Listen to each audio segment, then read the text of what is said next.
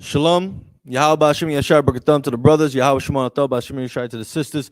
I'm Priest and Officer Shagapan of the Israelite School of Universal Practical Knowledge. And today is Monday history class. And of course, like every Monday, we're going to be breaking down history and attaching scriptures to it. Now, shout out to all my Ephraimites out there, all the so-called Puerto Ricans, the Tainos, the Borincans, the Arawaks, the Caribs, all of y'all out there today, right? And the reason why I'm referencing them is because this past weekend in New York City, the second Saturday and the second Sunday of June, it's always a big fuss in New York City because you have the Puerto Rican festival on Saturday, and then you have the Puerto Rican parade on Sunday. And after 2 years dealing with COVID, there was no Puerto Rican festival, there was no Puerto Rican Day parade, because God sent COVID to shut it down. But after 2 years of no festival, no parade, there was a Puerto Rican festival this past Saturday. There was a Puerto Rican parade this past Sunday. And Ephraimites were going crazy out in the streets, along with all the other tribes that joined them, along with all the other heathens like white people and Africans and Arabs and Asians, right? Everyone taking advantage of this so-called and supposedly and once built and created 2-day events of honoring and celebrating Puerto Rican Ephraimite culture and achievement in history, right? So what I would like to do is if you can share the link for the second link where it's talking about the history of the Puerto Rican Day Parade. So this class we're going to be talking about Puerto Rican pride, because the past 2 days, Saturday and Sunday, we dealt with the Puerto Rican festival and the Puerto Rican Day parade here in New York City, right? And again, I'm Priest and Officer Shagapan of the Israelite School of Universal Practical Knowledge. Started out at 1 West 125th Street, Harlem, New York, under Commanding General Yohana. And here with me, helping me conduct this class is Officer Shaul, right? Can I see that right now? Con, sir. Okay, cool. Let me move over this way. That way I'm not in the way. You can go back and read what that says. This is the National Puerto Rican Day Parade, Inc., right? Keep scrolling down. And you can see all the black and white pictures on the side, but start reading from the top. The National Puerto Rican Day Parade takes place annually along Fifth Avenue in Manhattan on the second Sunday in June in honor of nearly 4 million inhabitants of Puerto Rico and over 4 million people of Puerto Rico birth or heritage residing in the United States. Originally, okay, the Desfile Puerto Ricano Inc. was born of the imperative necessity of translating Puerto Rican achievements. What? Was born of the imperative necessity of translating Puerto Rican achievements. Translating what? Puerto Rican achievements. Just like every other tribe, there are achievements that we have made to humanity and to serve the Lord, right? Right. But for this, since we are talking about Puerto Ricans, so-called Puerto Ricans, the Ephraimites, according to the Bible, this parade was originally created to teach and demonstrate Puerto Rican achievement, right? Keep going. Con. And to a visible demonstration of the strength of what? Of the strength. Of strength. Puerto Ricans, right? They have a lot of strength, and this is what this parade is supposed to be about. This is what it was based on back in 1958. In 1958, it was to help demonstrate and showcase the achievements and the strength of Puerto Ricans, the Ephraimites. Keep going. Of the Puerto Rican community in order to organize and support our Latino counterparts. The first parade was held on Sunday, April 13th, 1958, in Spanish Harlem, El Barrio. And that's exactly where the festival happens to this day. Every Saturday, the festival is in Spanish Harlem, El Barrio, right there on 3rd Avenue, from 110th Street all the way to 100 and and 20th Street, 3rd Avenue. Everything is all blocked off for the festival. But now the parade is held along 5th Avenue. And I believe it starts from 80th Street and goes all the way down to like 50-something Street. Keep going. Subsequently, the organization found its new home along 5th Avenue in New York City. Yep. Skip down to the next sentence God. where it says, start right there. New York Puerto Rican parade. Down right there. New York Puerto Rican parade. When Dr. Ramon S. Velez and the parade board envisioned a national concept for demonstrating the cultural pride of our community. They wanted to demonstrate the cultural pride, right? They wanted to show how proud Puerto Rican people were. Keep going. Among the National Puerto Rican Day Parade founding members. Skip that. Keep going. Go start where it says the parade itself. Right there, right there, right there. The parade itself, but enhance its ability to promote cultural awareness. They wanted to promote cultural awareness, right? That's why the parade was created. Keep going. Education. To educate people on Puerto Ricans, the achievements and the cultural values of Puerto Ricans, on the rich history of the island. Keep going. Leadership. The leadership. Now you may be wondering if you are Puerto Rican or if you are an Israelite and you're paying attention to the news, you might be wondering what leadership, what Puerto Rican leadership, especially considering the state in which the island of Puerto Rico is in right now. Keep reading. And community engagement among Puerto Ricans. Keep going. Scroll down.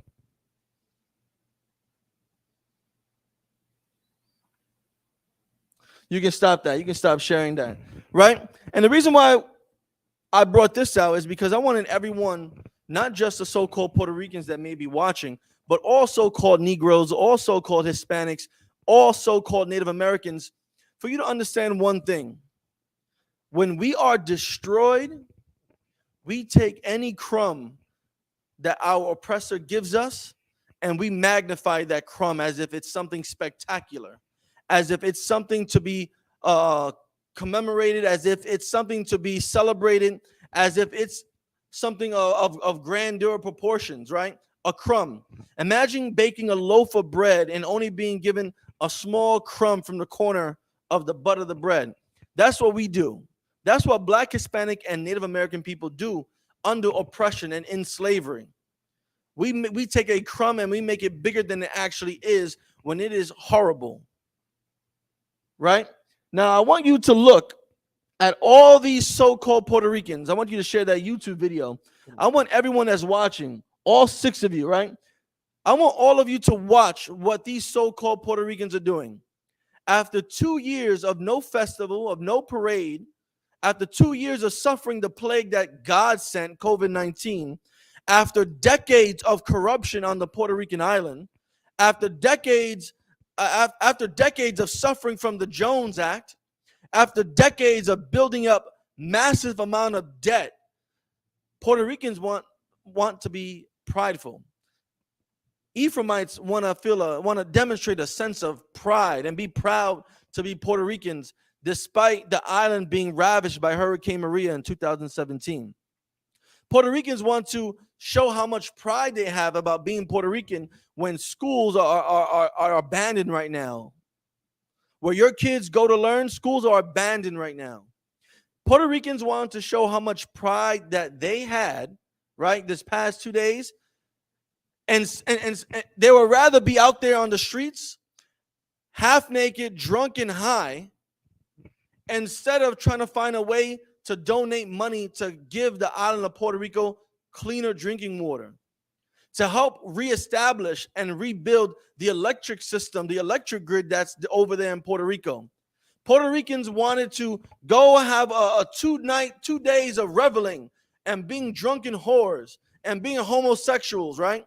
Instead of making sure that there was power that can be circulated all throughout Puerto Rico. And this is what our people were doing. You can actually make that screen even bigger. Go back. Make me smaller. Make my screen smaller. To the right. Right there. Play that video, Bubba Show. I want everyone to watch what so-called Puerto Ricans were doing. Watch what our brothers, the Ephraimites, were doing instead of trying to help Puerto Rico climb out of its recession. Instead of trying to end the corruption from the government officials and the bankers, instead of trying to bring clean drinking water and making the electric grid more efficient and stable in Puerto Rico, this is what our people wanted to do. They wanted to stand in the rain and wave around flags. Go ahead, play that. It was a day of festivity on Fifth Avenue for the National Puerto Rican Day Parade. As CBS 2's Leah Mishkin reports, the crowd was ready after a 2-year hiatus because of the pandemic. A sea of flags, music, dancing. After 2 years of not having this rain is definitely not stopping this crowd from being here. Everyone's happy to be able to continue to celebrate our culture, our history, our traditions, and just to be together again. Jessica Torres traveled from Florida to attend the National Puerto Rican Day Parade. My mom's from Ayuda, Puerto Rico, and my husband's from Bayamón. This group made the trip from Connecticut to be part of the celebration. Puerto Ricans are the best, baby! Our Grand Marshal is U.S. Secretary of Education, Miguel Cardona. Our King of the Parade is Nicky Jam. Pedro is our godfather, and Jim Martinez is our godmother. New York elected leaders also marched their way up Fifth Avenue from 43rd Street to 79th. 2 long years, we didn't have this, and we love it. There was an excitement in the air. Pride in one's heritage on every block. In Midtown, Leah Mishkin, CBS 2 News. Stop that. It was a day. They wanted to be proud of their heritage. Well, listen, let's talk a little bit about their heritage. Shaul, I would like for you to give me the scripture and Deuteronomy 28. Give me Deuteronomy 28 and 1, right? Let's start here. Deuteronomy 28 and 1. Let's talk about heritage. Let's talk about reasons why we should be proud and reasons why we have no business being proud of. All right? God. Because I don't know about y'all, but I did pass by the Puerto Rican festival and I saw the tomfoolery. I saw all the drinking, the excessive drinking, to the point where people were passed out on the street, to the point where women were taking off their clothing and they're wearing nothing but like bras, and it looked like they were wearing nothing but bras. Right. And this is what happens every single year since I was a child growing up, going to these festivals and these parades. Puerto Rican women are half naked, Right. getting drunk and high. Right. Puerto Rican men getting drunk and high. Puerto Rican women getting groped and raped in the street, being touched inappropriately. Puerto Rican men not doing anything about it, or they were actually the ones doing it. To be even more disgusting, allowing white people, African people, Arab people, and Asians to these events, doing the same disgusting things to our beautiful daughters, our beautiful women, and Puerto Rican men doing nothing about it. Puerto Rican men just getting right along because they're high, they're drunk, they're drinking, they don't know any better because our people are slaves. Our people are slaves. Let's hurry up, Baba Shah. Our people are slaves here in America. Our people are slaves in the island of Puerto Rico, right? And we're going to find out why our people are slaves. I need you to read, Baba Shah. Deuteronomy chapter 28, verse 1. And it shall come to pass, if thou shalt hearken diligently unto the voice of the Most High thy power, to observe and to do all his commandments, which I command thee this day, that the Most High thy power will set thee on high above all the nations. Right? So the Lord told us, Puerto Ricans, so-called Puerto Ricans, you're not Puerto Ricans. You are not real Puerto Ricans. Puerto Ricans, you are not people of a rich port. You are something more precious than that. All you Boricans, all you brave warriors, which is a Hebrew word as well, all you brave warriors, right? You're actually called Ephraim. You're Ephraimites. You are a descendant of a race of people that are royalty and are special to God. And God told our people if we were to obey him, we would be above every other nation on earth. if so-called Negroes in America, if so-called the Hispanics, the Native Americans, if we all were to obey God, we would be above and rule over white people. We would be above and rule over Asian people and Arabs. We would be above and rule over Africans, right? We would be above every other race of people on earth. But unfortunately, since we're talking about the Puerto Rican people, the Ephraimites, this is not what is happening. Descendants of white people rule over Puerto Rico. Descendants of white people are the ones that are rich and wealthy. The descendants of white people are the ones that get token Negroes and token Puerto Ricans to sell their people out, so that way they can be among the very few rich actual Hispanics on the island, right? Puerto Rico is so corrupt. The government officials are so corrupt in Puerto Rico. The tax laws are so corrupt in Puerto Rico. The money, the wealth distribution in Puerto Rico is horrendous. Poor just keep getting poorer and the richer just keep getting richer. Nothing new. Read verse 15, Baba Shah. God, verse 15.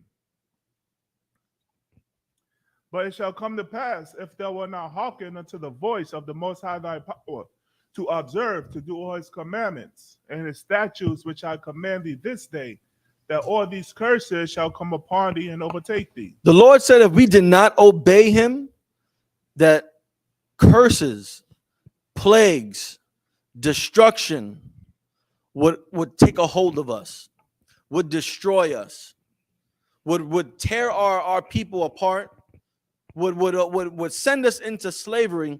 And if you don't believe me, scroll down to verse, what is it? 60, go to 68, go to the last verse. We're going to Deuteronomy chapter 68, right? Read, Baba Shah. Deuteronomy chapter 28, verse 68. And the Most High shall bring thee into Egypt again with ships. With what? Ships. Now, I don't know if you ever read the Bible, because all you so-called Puerto Ricans, we know why you're all Catholic and Christian. There's a reason why you're all Catholic and Christian, right? Because the majority of you who are trying to engage in the indigenous culture, you guys don't even know what you're really doing, because a lot of that stuff you learn from the mestizo ancestors, right? The mixing of our ancestors, or whatever people write in history books. You don't really have the true culture. What Puerto Rican, what so-called Taino or Borinquen indigenous culture teaches you that you actually spoke Hebrew? Or why is it that there are so many Hebrew artifacts and Hebrew writings found on the island of Puerto Rico? But they rather teach you to worship and pray and burn incense to Mother Atabe, whatever. I never heard of Mother Atabe giving any prophecy of how Puerto Ricans can get out of the slavery that they're in. I never heard of that, but I've heard of prophecies and a solution in the Bible for Puerto Ricans, right? And that was to obey the law, statutes, and commandments of God. But since we decided not to, right, we were brought back into Egypt again with ships. Now, if you read the Bible, God's people, the people that he loves, went into slavery in Egypt. And here it's saying that God's people again will go back to Egypt on ships. Will go back to slavery on ships. Keep going. By the way whereof I spake unto thee, thou shalt see it no more again. And there ye shall be sold unto Do what? And there ye shall be sold. Puerto Ricans were what? Sold. The Boricans were what? Sold. The Tainos were what? Sold. The Arawak Indians were what? Sold. The Negroes were what? Sold. The Native Americans of North, South, and Central America were what? Sold. We were sold. It's history, right? Google it. Go type in Christopher Columbus 1492 enslavement, slavery, and you'll see all the horrendous things white people did to the real Puerto Ricans, did to the real people, indigenous people of that island, right? Of the island of Borican. Keep going. Unto your enemies. Unto a what? Enemies. Who sold Puerto Ricans? Enemies. White people are what? Enemies. The Spaniards are what? Enemies. The Portuguese are what? Enemies. The Italian and the French and the Dutch and the British. Enemies. They're all enemies. And that's who sold the Boricans into slavery. That's who sold the Taínos into slavery. That's who made the so-called Puerto Ricans mine for gold in the gold mines. Search for rubies and emeralds, right? Plant sugarcane fields in Cuba and Hispaniola and all the other islands in the Greater and Lesser Antilles. That's who did it. Our enemies. I know Puerto Ricans, they like, the whiter you are, the lighter you are, the whiter you are, right?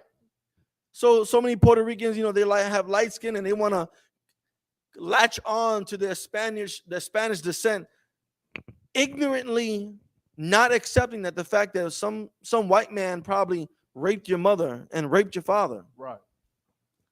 That many of you just have a last name and you're not Spanish at all. You may speak the language of Spain, which is Spanish, but you have no you're not on your father's lineage, you're not even Spanish. You're either a so-called Negro or a so-called Borican, which are the same people, just a different tribe. Not to mention all the so-called people who traveled and sailed back to the mainland, like Colombia, Venezuela, right? Trying to escape. Who? Who they're trying to escape, Shaw? Salakia. Where you were just reading at, For Shaw. bondmen. Nope, that's not. It says your enemies. They're trying to escape their enemies. All right? Go on. Trying to escape their enemies. That's what they were doing. Keep reading. For bondmen. For what? Bondmen. Slaves. Keep going. And bondwomen. Slaves. That's what happened to our people. Our enemies, the Spaniards, sold the Boricans as slaves, brought Negroes over to the island of Puerto Rico as slaves. And let's see in this book, I don't know, we like to read books here in the Israelite School of Universal Practical Knowledge. We don't like to just accept the information that our slave master gives us in public school, right?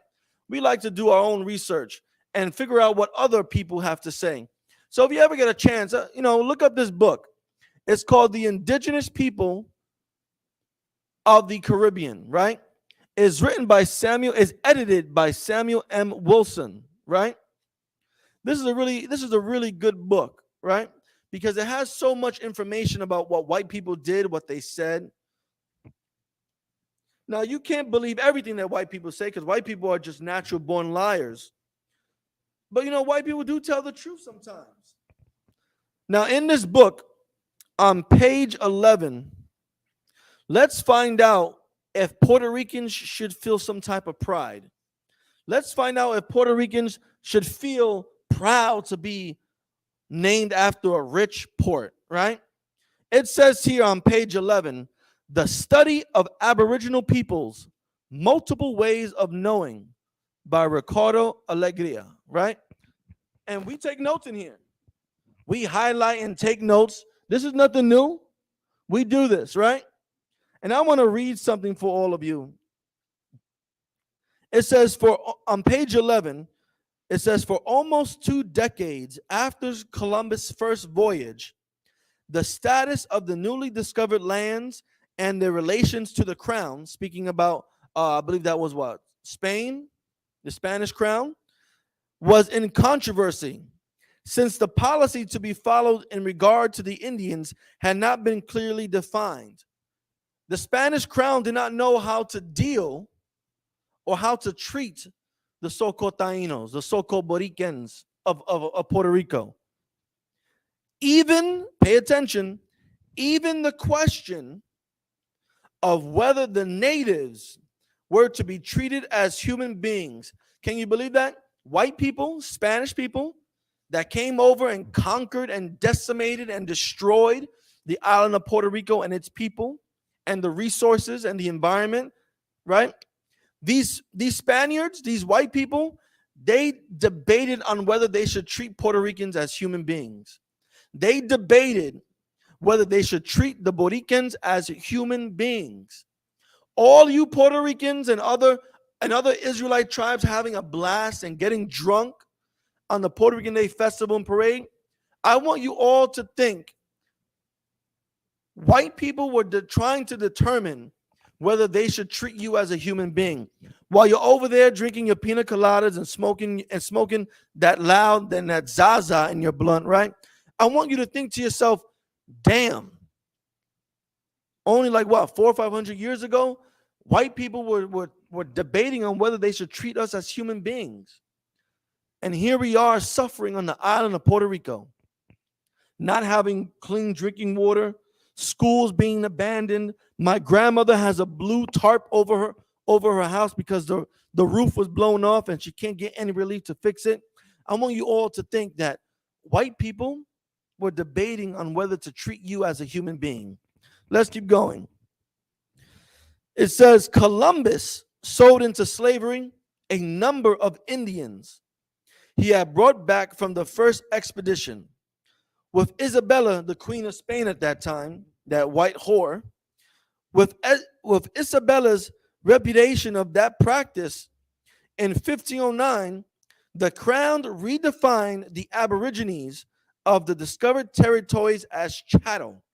Now, the Spanish queen decided to make all Puerto Ricans, all the Borican, all the Taino, and call them chattel.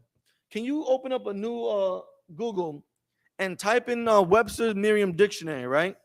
And I want you to show everyone what Queen Isabella actually meant when she called the Boricans and the Tainos chattel. I want you to see how white people really think of you. Because here in 2022, the lines have been so blurred. You know, we want to love everyone. Listen, it's the same thing back then.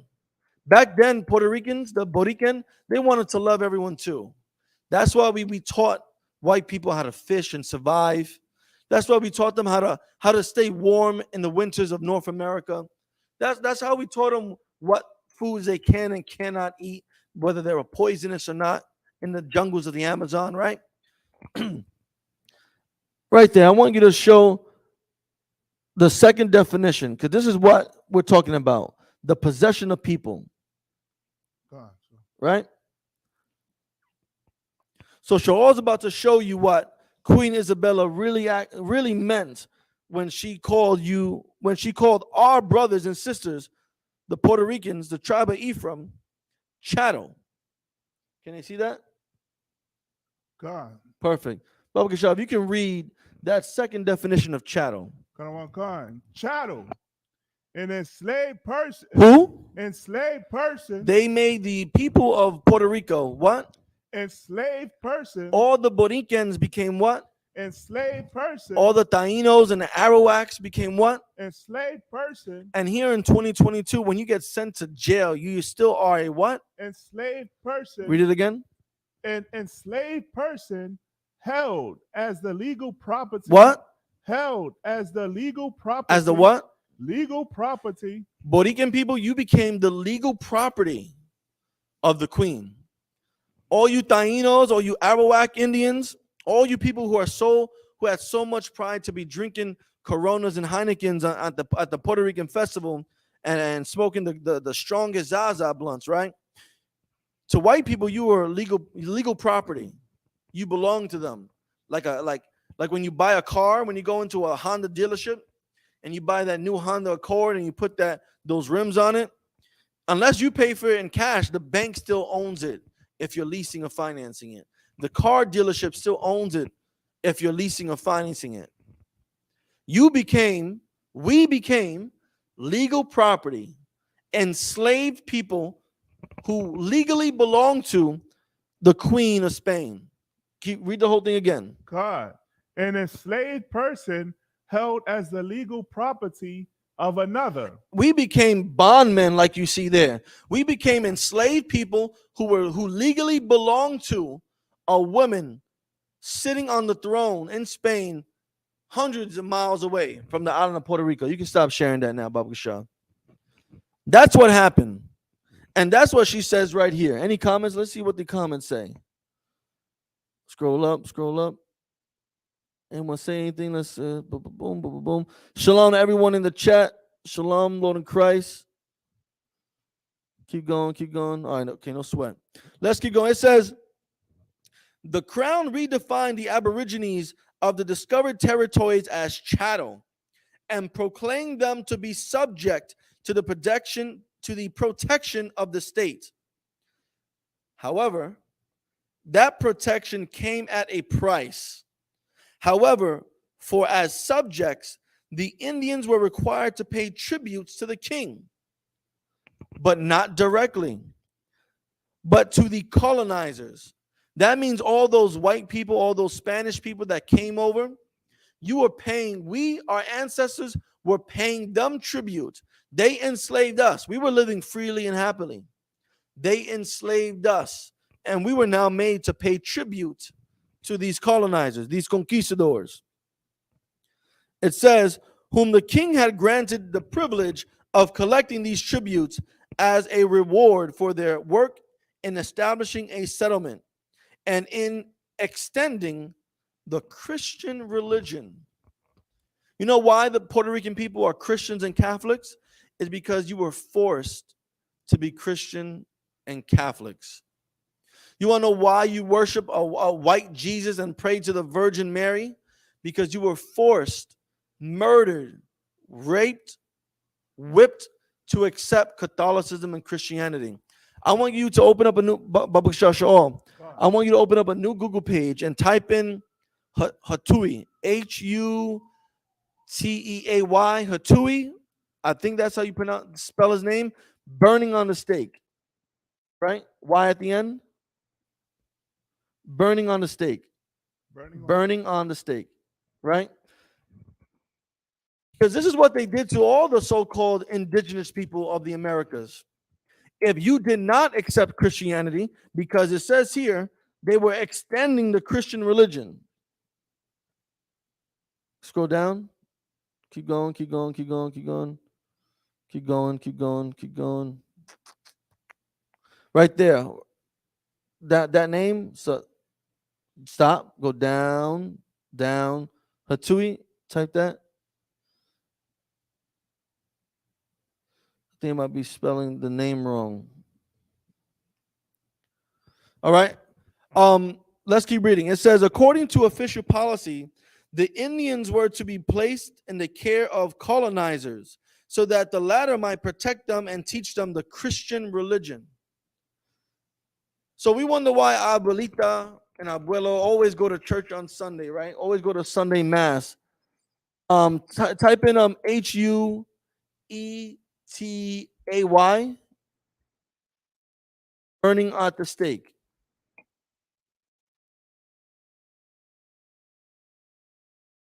Second one. That's right there, the first one. Click that.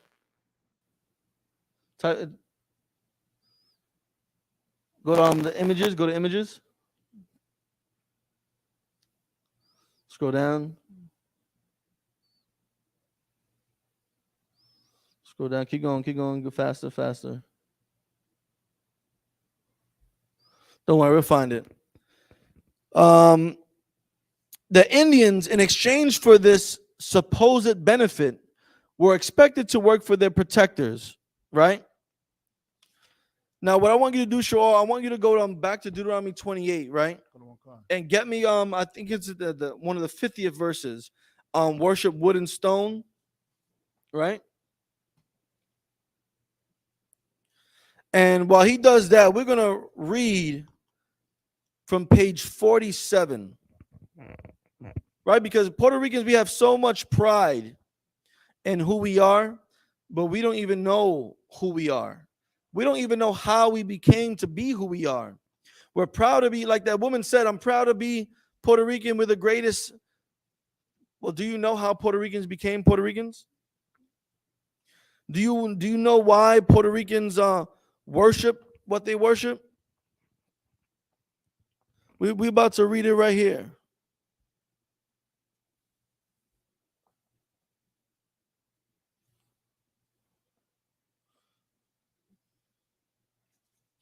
You got it? Worship wood and stone.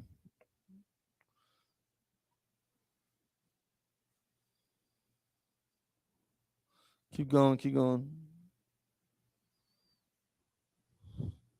Right?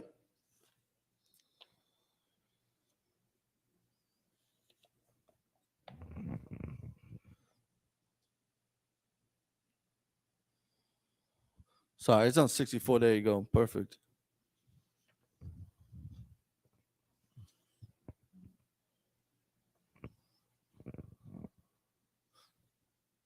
Read that, Baba Kasha. God. Deuteronomy chapter 28, verse 64. And the Most High shall scatter thee among all people, from one end of the earth even unto the other, and there thou shalt serve other gods, which neither thou nor thy fathers have known, even wood and stone. Now, this is part of the curses, right? So before Christopher Columbus came here, the people of Puerto Rico, the Borican, they were into idol worship as well. We are a stiff-necked and stubborn people, and we don't seem to learn our lesson after touching fire and after getting our behinds whipped by God multiple times. We still engaged in idol worship. And before Christopher Columbus, the people of the island of Borican, of Puerto Rico, they worship little figurine statues like in the shape of a triangle or other designs, something you might call them zemis, right? But here, when Spaniards came over here, since God sent the Spaniards over here, because we were sinning, they taught us to sin even more and worship gods of what? Even wood and stone. They taught us to worship wood and stone, right? What's the biggest idol that's carved out of wood? Christianity. That white Jesus he should burn. That white Jesus being hung from that crucifix, right? And I'm going to read you something from this book. It's on page 47. It says, Columbus did not approve of the vast amount of gold that some sailors received in payments for their trinkets and rubbish. That means the sailors and conquistadors were selling garbage to the people of the islands and of the mainland and receiving gold for it as if my snot-filled tissue was worth 3 pieces of gold and one gem, one ruby, right? And later forbade such transactions, instead giving the Indians personal gifts of 1,000 pretty things that I had brought. So Christopher Columbus decided to bring what he considered were pretty things in exchange for these gold, right? The last action is indicative of the contradictory nature of Columbus's rapport with and admiration for the Indians. For while he may have disapproved of his crew's greed, he was surely not personally blind to the attraction of gold, and his pretty things were surely a means of securing its owner's trust. So they did everything to trick us and tempt us to trusting them. And what happened afterwards? He made them these gifts in order to gain their love and to incline them to become Christians. Therein lies the heart of the situation. One could not really call it a dilemma because Columbus had no doubts at all about the appropriateness of his strategies for winning over the Indians, and those strategies were designed in the service of both God and gold. Get me the scripture.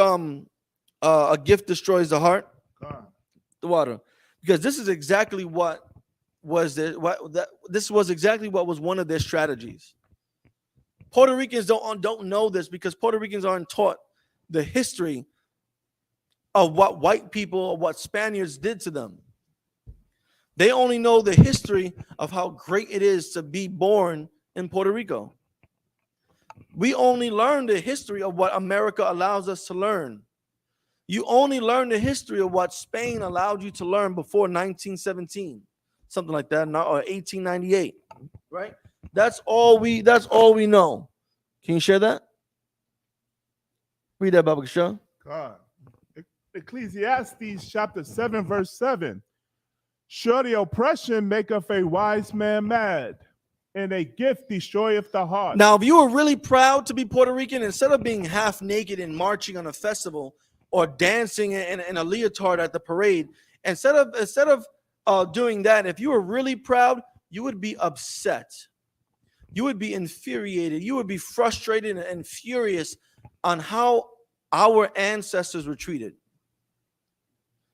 If you really were proud to be a Puerto Rican man, then you should be upset with how your great grandparents were chained together and forced to work in the sugarcane fields.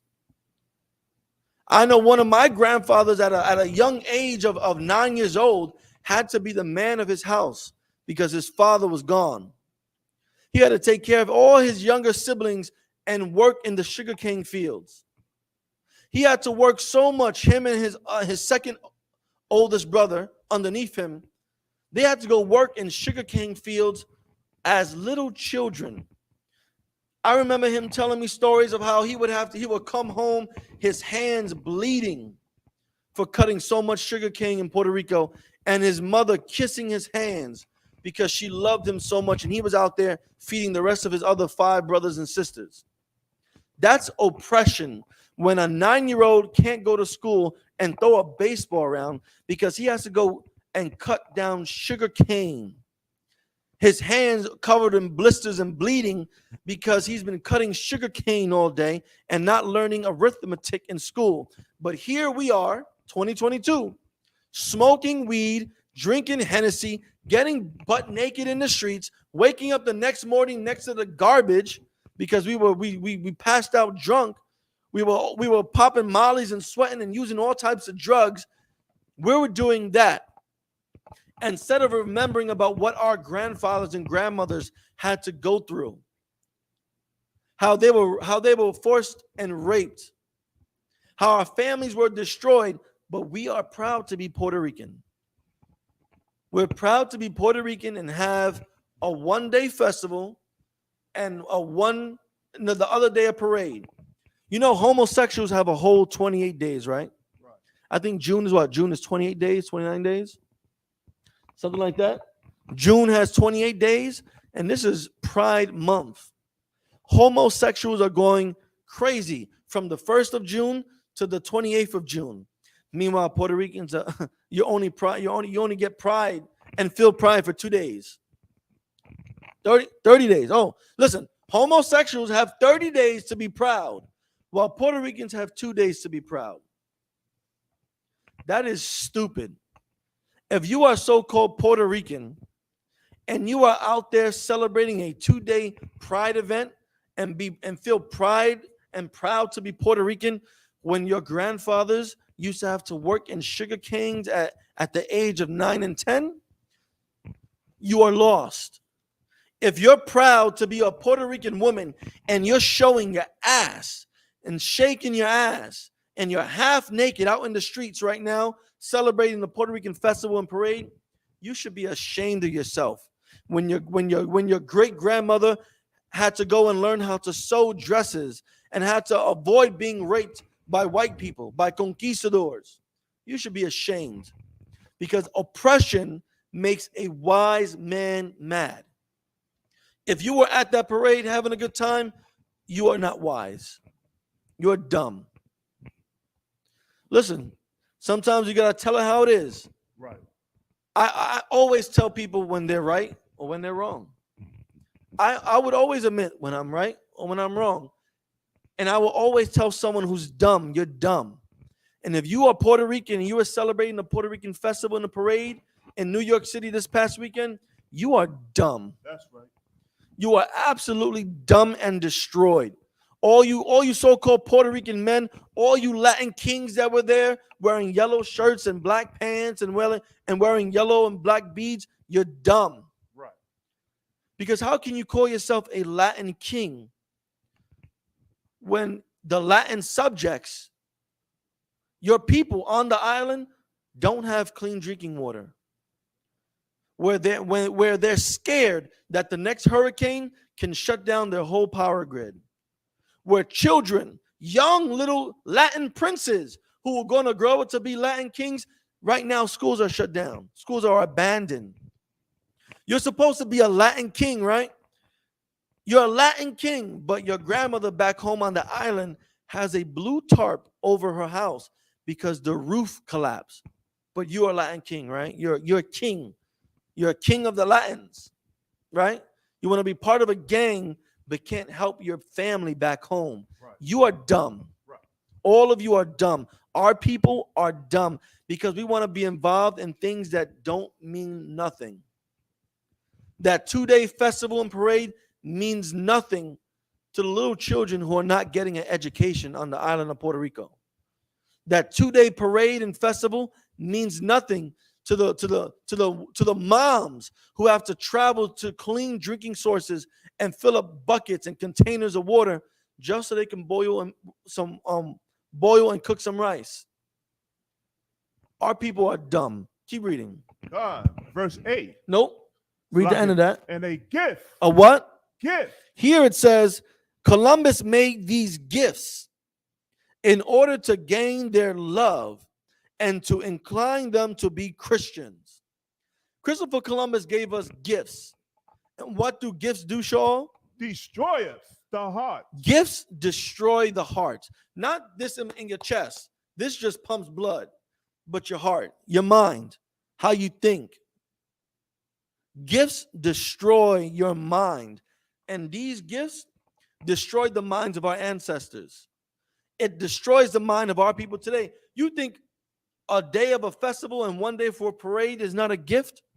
White people allow us to have that festival and parade. Right. We got to apply for permits and get permission from the white man to have that festival, to have that parade. Otherwise, there will be no festival. Otherwise, there will be no parade. Gifts destroy the heart. And that's exactly what Columbus did right here. Excuse me. He made them gifts in order to gain their love and to incline them to become Christians. Therein lies the heart of the situation. One could not really call it a dilemma because Columbus had no doubts at all about the appropriateness of his strategies for winning over the Indians. And those strategies were designed in the service of both God and gold. Now, let me get you this famous Indian's name real quick.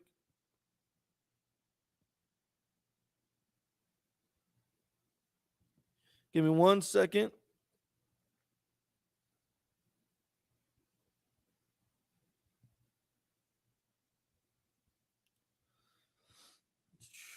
There we go. It's go back to that Google search, right? The last one, and type in H-A. I always misspell his name. No, delete all that. H-A-T-U-E-Y.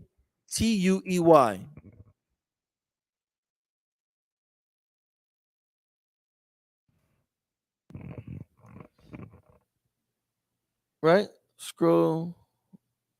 I want that good picture that we always see. Hold on, keep going. Stop. Hold on. Click that image. That'll do. Wait, let's go back real quick. No, just hit. Okay, go down. Stop.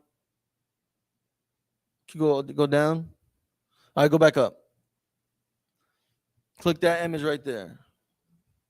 Actually, no, everyone is more familiar with the other one. Go back. Oh, it's right there. You see that? Click that one. That's the image, right? Now, show everyone. No, just go back. Just exit that. And just gonna share that. Don't press nothing. Just go share that screen. We're gonna share this this image of Hatui, a famous Indian who was burned at the stake because he did not want to accept Christianity. And here we are, Puerto Ricans and other Hispanic tribes like the Mexicans, people from Argentina and Brazil, Jamaicans and Haitians, right? All of us. Because not just the Puerto Ricans. This is what happened to all of us. We were raped if we didn't want to accept Christianity. We were robbed and killed and murdered and slaughtered and sold into slavery, whether we accepted Christianity or not. Right? So this was a Taino chief from Cuba right, that did not want to accept slavery. He did not want to accept Christianity, right? Everyone can see that picture? Come on, sir. I see a comment, Algeno Lopez. Keep watching. We've been explaining this whole time. Amber Rose Sozo. Most people think great God will come from the sky, but if you know what life is worth, you should look for yours on earth. Now we see the light sent up for your right. That was kind of confusing, but God is not going to come from the sky. Christ will return from the sky, because Christ is not God. But before we even worry about a man coming from the sky to rescue us, we have to start by rescuing ourselves. We have to start by coming back to these laws, statutes, and commandments, so that way we could deserve to be saved, right? And this is an example right here. Refusing to accept the religions of all these other races of people. Everyone can see this image right here. Hatui was very famous. He did not want to accept slavery. He did not want to accept Christianity. And he actually said some very strong words by not wanting to accept slavery.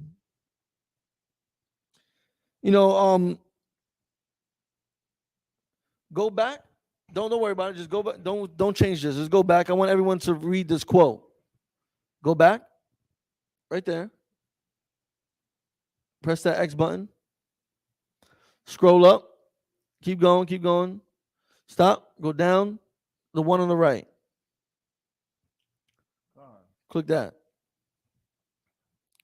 Now it says here, if everyone can see this, it says here, this is a stone statue that they have of Hatui in Cuba right now.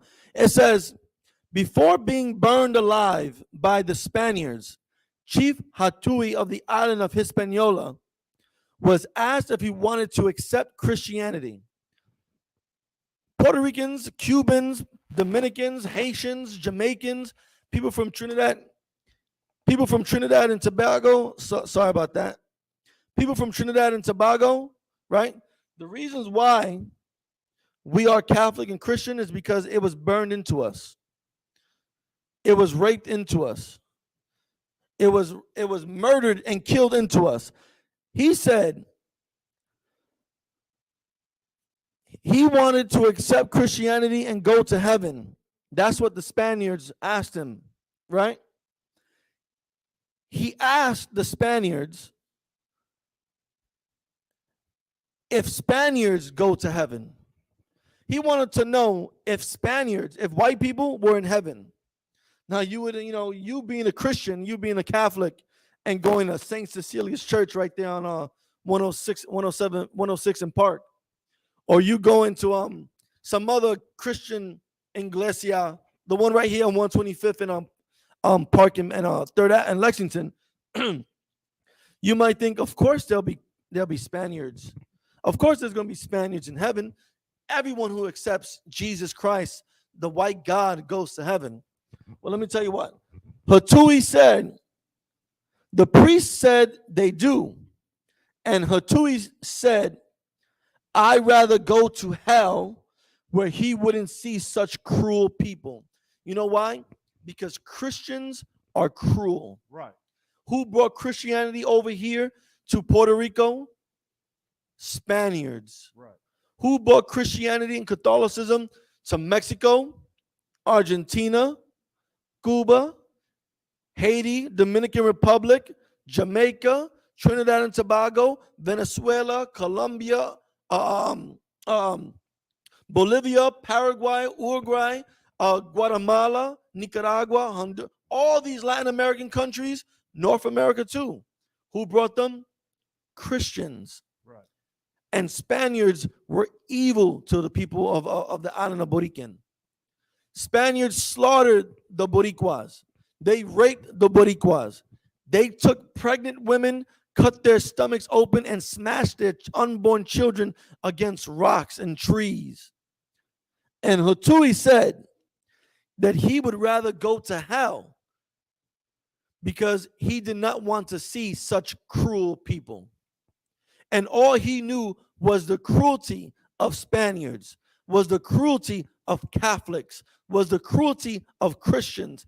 And here we are, 2022, being proud to be Puerto Rican, having rosary. You should have seen when I was walking home, all the people at the festival, I saw rosary beads, the Ave Maria beads, the Jesus holding hand tattoos on the arms. I saw all these, the praying hand tattoos on the chains, the white Jesus gold chains. We love Catholicism. But Hatui, one of our ancestors, he would rather die than go to heaven because Christians were in heaven. Spaniards were in heaven. Right?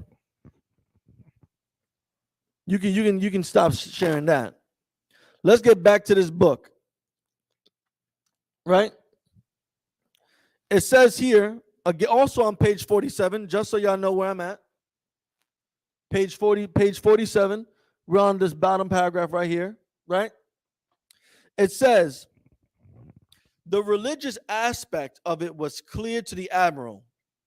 An extremely pious man, he set up a large cross wherever he landed, named harbors and islands for the saints, and noted the time in his logbook by the hour of the terce and vespers.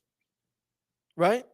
Here in the Caribbean, he found a unique opportunity, the conversion of a people who evidently did not have any religious creed, but believed simply that power and goodness dwell in the sky. You don't believe me? It says it right here. We believed that power and goodness dwell in the sky. You know who dwells in the sky? The Lord. The power of the earth. Earth is his footstool. That's how great and glorious God is. And he dwelled in the sky. I'm not talking about no Mother Earth Atabey or some Huracan, right? The hurricane god. I'm not talking about none of that made up folklore, fairy tale garbage. We came out of caves of frog people. That's garbage. That's folklore, fairy tales you tell your little children in slavery, and then they grow up painting their faces like frogs and burning incense. That's garbage. Because when you do research, you'll find out that Christopher Columbus had a Hebrew translator with him. And he spoke Hebrew to the natives of the islands, of the mainlands. They spoke Hebrew. Right? Drop that, right? I want you to go to get me the scripture. Actually, no, let's talk more about how cruel these white people are. Right? Go back to Deuteronomy 28. I want you to give me the scripture where it says, show favor neither to the old or young. Right? And we're gonna go to page 29 in this book. You know, we love to read in this book. One thing that shows that our people are destroyed is that we don't want to read. When white people want to hide the truth, they put it in a book. When slave masters want to hide the truth, they put it in a book because niggas and spicks are not going to read books. That you would just not. I doubt anyone at the Puerto Rican Day Parade knows this information. And if they did and they were at that parade, they're dumb. What's the point of learning how to count money if you're not going to use the money for anything? What's the point of learning how to sew a dress if you're not going to actually sew your own clothes? What's the point of all these things if you're not going to put it to use? We put these things to use. Right? I want you to read right there. They can see that? Come on, sir. Go ahead, read Baba Shah. Deuteronomy chapter 28, verse 50. A nation of fierce continence. And these Spaniards had a fierce continence. Ugly. White people are ugly in general, but these fierce continent people, cruel, right? Keep going. Which shall not regard the person of the old. They will show no regard, no respect, no honor, no care to the elderly. Keep going. Nor show favor to the young. And won't care about the little ones. Won't care about the babies, the toddlers, the ones that are just born, right? Go up one more verse. Verse 49. The Most High shall bring a nation against thee from far. And God is the reason why the Spaniards came to the Americas, because we disobeyed God. Right. Because we wanted to eat all time. We're going to get there too about eating, right? We wanted to disobey God and worship Zemis. We wanted to disobey God and eat things that God told us not to eat, like crab and shrimp and oysters and clams, right? We wanted to do things that we were told not to do from the time of Moses, right? And this is what happens. Keep reading. From the end of the earth. And the Spaniards, they might as well have come from the other side of the earth. Who would have thought Spain, people traveling across the Atlantic Ocean, they thought the earth was flat. They thought the earth was flat. And they were trying to find a way to get to India, and they found the Americas, right? Supposedly. That's another story for another day. These flat earthers, right? They sailed over here from all across the other side of the earth. Keep going. As swift as the eagle flieth. A nation whose tongue thou shalt not understand. And we did not speak not one lick of English or Spanish. So how could the Native Americans in Manhattan sold the island of Manhattan for a treasure chest of beads? Y'all remember that story? You remember that being told that in school? How when the colonizers came over here, the Pilgrims, that they bought the island of Manhattan for a treasure chest of beads? How can you, me not speaking any English or Spanish, how am I going to know that you want to give me this treasure of pebbles for my entire island of Manhattan? That's just dumb. Right. But let's see. I want you all to realize what this says here. Right? On page 29, where it says part 2, the encounter of the indigenous people of the Caribbean, let's see the magnitude of the encounter of the native Indians, the Puerto Ricans, right? And how that encounter was meeting with the Spaniards. When looked at from a fairly long view, the meeting between the Spanish and the indigenous people of the Caribbean was an encounter. And it puts it in quotes. It was an encounter. Shaul, would you like to guess what they compare this encounter of the Spanish meeting the indigenous people? You want to know what the encounter they compared it to? Go ahead, guess. Take a guess.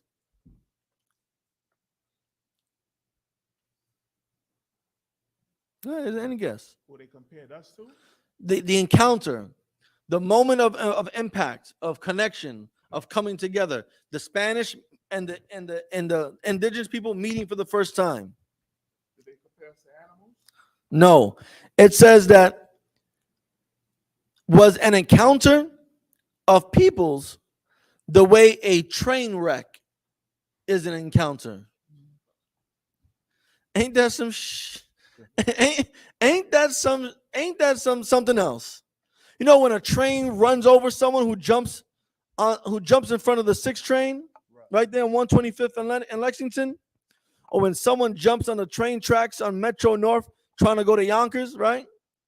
You're right on Ludlow. You're trying to get to the next stop, and someone jumps in front of the Metro North. That's what they compared the encounter of the indigenous people to the Spaniards. Like a train wreck. You ever seen those movies where the truck is stuck in the middle of the train track, and the gates come down, and you hear the train going choo choo, like get out the way, and it just rushes and rams right through it? Yeah, that's what they compared the encounter, the first meeting, the entire history of the Spaniards coming to the Americas, like a train wreck, right? Now, I want to let you all know, the festival, as I was walking by, you know, the aromas of the food, was pretty good. I'm not gonna lie. You know, Puerto Ricans, they got some bomb food. Right. You know, the sweet plantains, you know, this is yummy. You know, the arroz and condules, the rice and beans, right? It's good food. The baked chicken, the pepper steak, right? Some flan. I don't like flan, but Puerto Ricans love flan, right? But you also smell pig. Let me get Leviticus 11. You also smell pig. You also see people eating shrimp and lobster, which are all things we're not supposed to eat. Right. But Puerto Ricans, right? The people in the Caribbean, they love pig. Right. They love pernil. They love pulled pork shoulders. They love shrimp cocktails. They love crab boils, whatever you want to call that, right? Let me get Leviticus 11, right? And I want you to read this verse right here, verse 3. Leviticus 11, verse 3. Leviticus chapter 11, verse 3. Whatsoever parteth the hoof and is cloven-footed and cheweth the cud, among the beasts that shall he eat. God gave Puerto Ricans a dietary law. God gave the Haitians and the North American Indians and the Negroes in America and the Brazilians and the Peruvians and the Mayans and the Aztecas, right? God gave us a law on what we can and cannot eat. Here, God said, out of all the beasts, any animal that's walking on land, if they are cloven-footed and have a part in the hoof and they chew the cud, right? Meaning that they eat, let's say they eat some grass, they're constantly chewing it. They digest it, they spit it back, their stomach puts it back into their mouth to further break down the grass or whatever they're eating. That's chewing the cud. When an animal goes like this and is constantly breaking down that food for it to be fully digested into their stomachs, we can eat that. We can eat sheep and cow and apparently I heard llamas now. Right. Llama, we can eat llamas, giraffes, moose, deer, elk, right? We can eat all those type of animals, right? But let's see what it says about the pig. Let's see what it says about pork and swine. Give me verse, I think it's verse 7. Verse 7. Can they see this? Come. Can go back, let's see if there's any comments. Okay, Most High in Christ. All right, let's read this. Leviticus chapter 11, verse 7. And the swine. The what? Swine. Swine is another name for pig. And the what? And the swine, though he divideth the hoof. Even though the pig has a divided hoof. Keep going. And be cloven-footed. And is also cloven-footed. Yet he cheweth not the cud. But pigs don't chew the cud. I don't know about you, but if you ever watched pigs eat and what they eat, pigs will eat anything. Right. And I mean anything. You got the cartels chopping up human bodies and feeding them to pigs. Pigs will eat anything. A dog will throw up and a pig will go and eat the dog's vomit. Pigs will eat all garbage, slops, mold, right? Pigs will eat anything, rotten food. Pigs don't care. They're the walking land animals that are the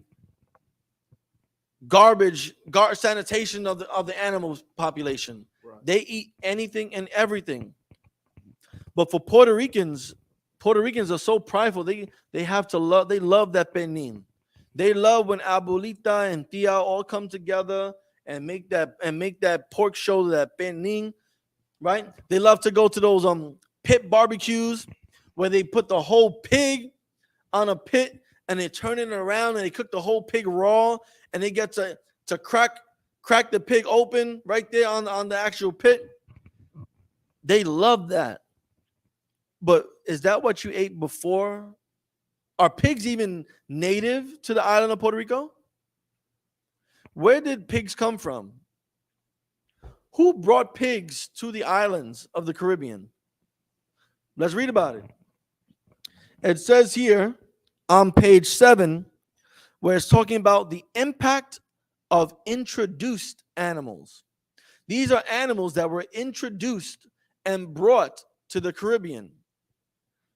It says here, in addition to dogs, Columbus' second voyage brought in horses, cattle, pigs, sheep, goats, and chicken. The cattle and the pigs had an immediate ecological effect. Pigs, swine, adapted extremely well, and soon thousands were roaming wild in Hispaniola, Puerto Rico, Cuba, and eventually Jamaica. Pigs were brought to the Caribbean. It also says here on page 32 that the Spanish practice of dropping off pigs on uninhabited islands as a future food source. So that means these Spaniards brought pigs over here. The scripture says what, y'all, about swine? God. It says,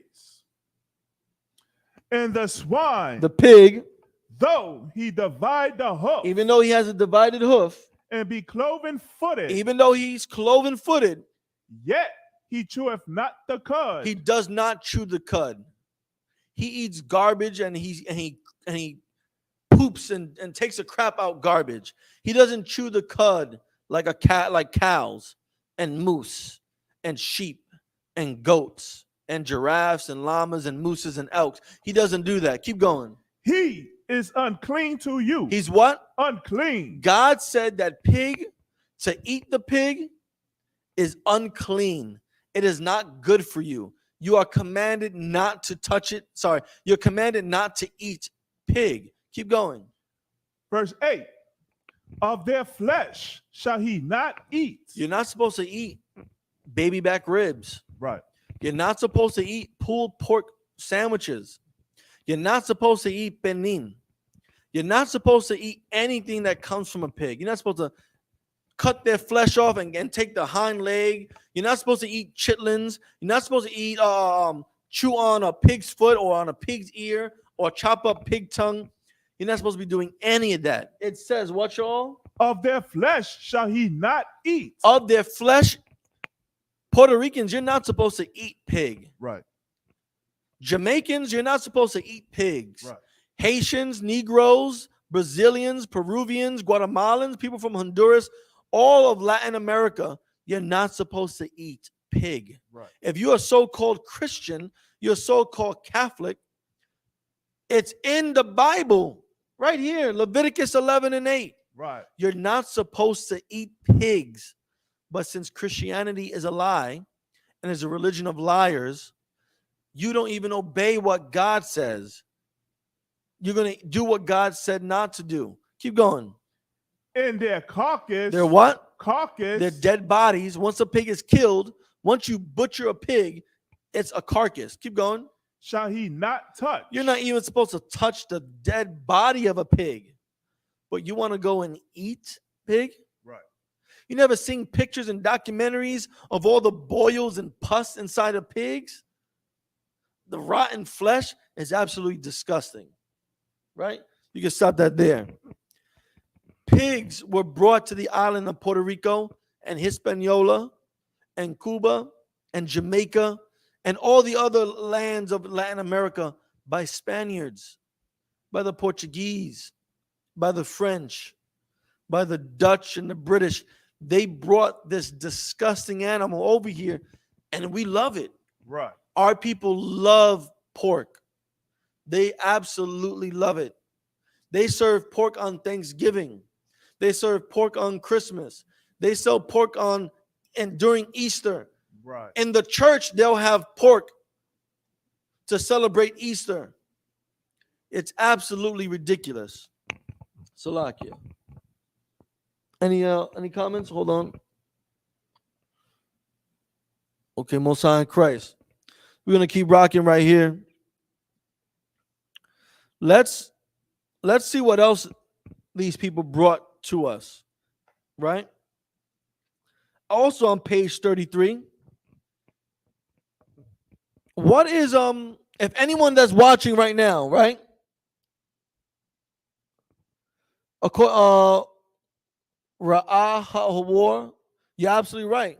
Our people in that religion of Christianity and Catholicism, even though the Bible says not to eat pork, they're going to do whatever the slave master says. If the slave master says eat pork, they're going to eat pork. If the slave master says it's okay to have sex with young boys and young girls, they're going to do the same exact thing, right? But for everyone that's watching, if you can, everyone that's watching, what is an animal that police use? What type of animal do police officers use?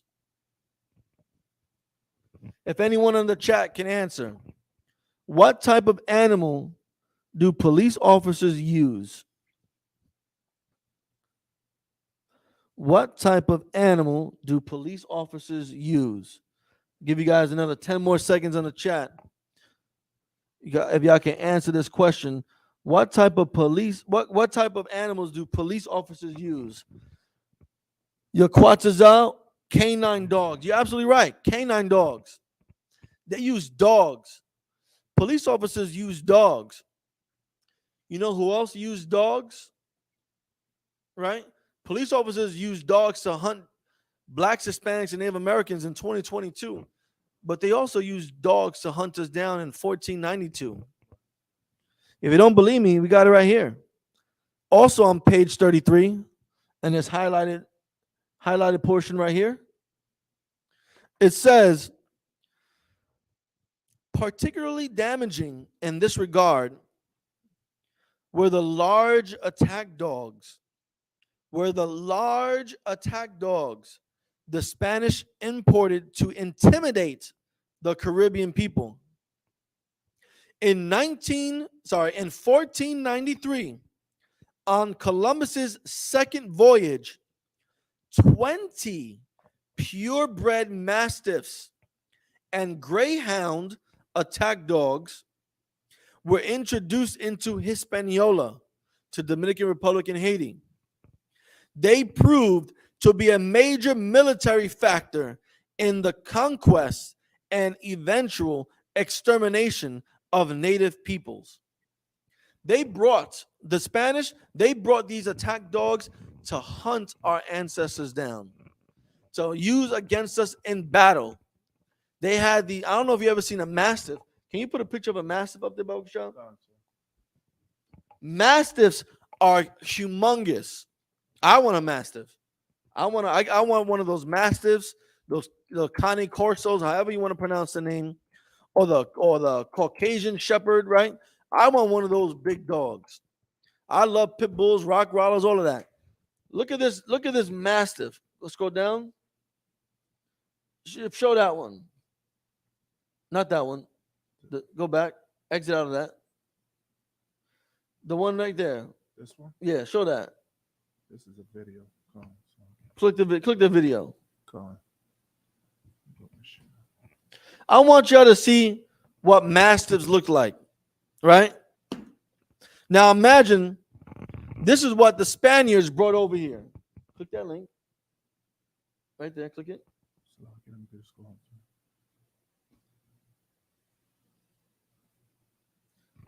You're gonna have to share that. When you think Mastiff, the words which immediately come to mind are called. You have to share that link. You're not sharing that link. Colin. Mastiffs are actually absolutely humongous dogs. And they use these same dogs to hunt Blacks, Hispanics, and Native Americans all over North, South, Central, and Caribbean America. But during Christopher Columbus's second voyage, and Hispaniola, and Cuba, and Puerto Rico, and Jamaica, right? They brought attack dogs. All you Puerto Ricans that were getting high at the festival and getting drunk and everything, your great grandfather was being mauled to death by a dog. Your nephews who you never probably would have met, the children were getting eaten alive by these dogs. They're being murdered and killed by these dogs. Share that video, Bogushan. When you think Mastiff, the words which immediately come to mind are colossal, giant, majestic, and intimidating. The fact is that Mastiffs are ancient dogs that have been beside humans for much longer than many of the other breeds. They are believed to be descendants of the ancient Molossus dogs, which are now extinct, and which lived back during the Roman Empire and in ancient Greece. Throughout the ages, these giant, well-built, and strong canines have been used as guardians, shepherds, hunters, as well as war and fighting dogs. The Mastiff family includes a number of giant, massive, and powerful breeds. In this video, we have listed the top 10 biggest Mastiff dog breeds.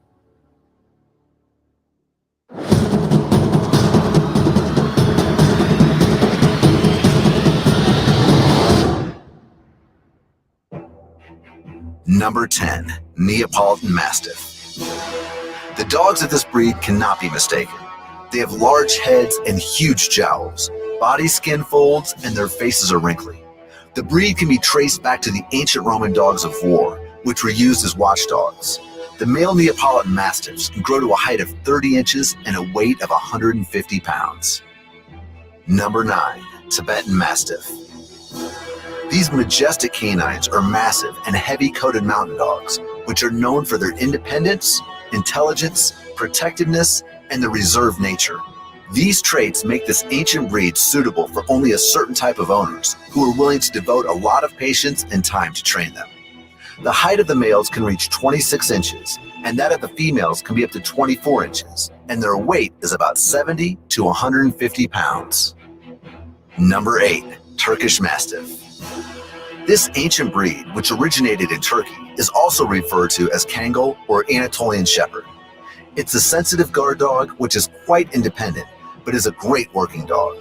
The male Kangals are usually 30 to 32 inches at the shoulder and weigh up to 145 pounds. But despite their impressive size, they are very agile and are incredibly fast. In fact, they are considered one of the fastest of the Mastiff breeds and can reach a speed of up to 30 miles per hour. Number 7, South African Mastiff. Imagine that running after you at 30 miles per hour. You can close that. Imagine seeing a dog that when it stands on its hind legs is probably taller than you. Imagine a dog weighing 150 pounds running at 30 miles an hour through the Puerto Rican jungle, jumping into a yunque, swimming across just to hunt you down. That's what the Spaniards brought over here. These hunting dogs to hunt us, to kill us, right?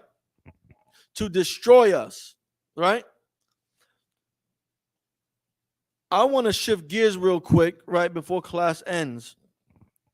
And I want to show us Puerto Rican people, us Dominicans, us Haitians, Jamaicans, people from Belize, people from Peru, Ecuador, Guatemala, right here in Harlem, all the 12 tribes living in Harlem right here, and in Yonkers, all over. I want us all to learn how our ancestors treated each other, right? Get me love thy brother as thyself, Baba Gasha. Exactly. Ra'ah war. That is horrifying. Imagine, can you imagine 150-pound, 32-inch from floor to his legs, 150 pounds running at you at 30 miles an hour? I know you're a big guy, but a dog weighing 150 pounds running 30 miles per hour. Man, I don't think I can even run 18 miles an hour. Right. You got this animal running 30 miles an hour, attacking you, hunting you down, going into battle to fight you.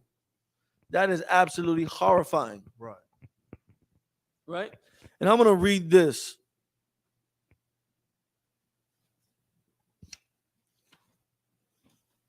Let me know when you got that scripture, all right? Go on, sir.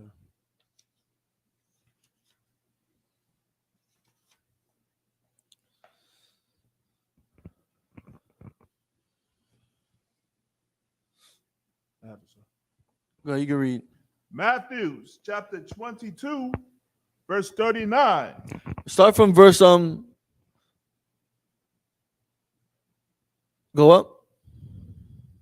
Start from verse 36. Matthew chapter 22, verse 36. Master, which is the great commandment in the law. Verse 37. Yahweh Shai said unto him, Thou shalt love the Most High thy power with all thy heart. This is what Christ said. The greatest and first commandment that we should follow as Puerto Rican people, as black people, as Jamaicans, as Haitians, as Dominicans, as people from Nicaragua, as people from Honduras, from Chile, right? From Bolivia. What we should first all do is what, Shaul? Thou shalt love the Most High thy power with all thy heart. We should love God with all our heart. In Christianity, you cannot love God with all your heart. Right. In Catholicism, you cannot love God with all your heart because in the white man's religion, you're taught to do everything God hates. You're taught to disobey God. Right. How can you love God if you are disobeying God? Keep going.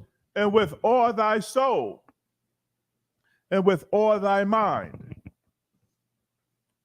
Verse 38. This is the first and great commandment. Verse 39. And the second is like unto it. And this is the second greatest commandment. Thou shalt love thy neighbor as thyself. You should love your brother, your sister, your aunts, your uncles, your grandparents, your parents, your children, your neighbors. You should love them as yourselves. Black, Hispanic, and Native American people, we need to love each other. Puerto Ricans need to love each other instead of murdering each other. Right. Mexicans need to love each other instead of murdering each other. Right. The Dominicans need to love the Haitians because you are brothers and sisters. You need to love each other. That's right. And here's more proof on how we loved each other. On page 47, it says, this is what Columbus said, as far as I could see, whatever a man had was shared among all the rest. That's exactly what we do here and teach here in the Israelite School of Universal Practical Knowledge. That's exactly what Christ did when he had, 5 loaves of bread and 2 fish? It's shared amongst everyone. That's a law in the Bible. To everyone to come together to give. If I'm a farmer, I'm supposed to share what I have, especially with the poor of my people, right, with the fatherless, with the widows, right? The orphans. I'm supposed to share. It is my duty. And I don't know about you all. Whoever's not in the ISUPK, I'm a prince. Shaul, he's a prince. Every man in the Israelite School of Universal Practical Knowledge is a prince. Right. And as a prince, that means we have rulership. And we have responsibility to take care of our people. That's right. And that is what we do in the Israelite School of Universal Practical Knowledge. We take care of our people. We take responsibility of the position of rulership that we have been born into to provide for our people. July 21st to July 23rd, July 21st to July 24th, out there in Chicago, they'll be having a cookout weekend just for Black, Hispanic, and Native American people. Right. Captain Malaquad and all the other heavy hitters out there in Chicago will be having a cookout and serving all Blacks, Hispanics, and Native Americans because as princes, we have a responsibility to take care of our people. As priests, we have responsibility to take care of our people. And you know what? August 26th, August 27th, and August 28th, here in Harlem, New York, we'll be doing the same exact thing. That's right. So no matter where you are in New York, whether you're in Yonkers, Newburgh, Beacon, Spring Valley, Queens, Manhattan, Harlem World, Brooklyn, Jersey, Pennsylvania, D.C., listen, come up here August 26th, 7th, and 8th, and come see how princes serve their people. Let's continue reading. It says, Columbus notes further that they were very gentle and do not know what it is to be wicked or to kill others or to steal. That's what Columbus said. That white savage Columbus, when he came over here, he said he recorded on how kind we were to each other. It's right here. If you don't believe me, I have it highlighted and underlined. Right here. Right here. It says, he notes that they were very gentle and do not know what it is to be wicked or to kill or to steal. And that's what we have to do. As Blacks, Hispanics, and Native Americans, we have to start to love each other again. Let's be proud to know that we are the same people.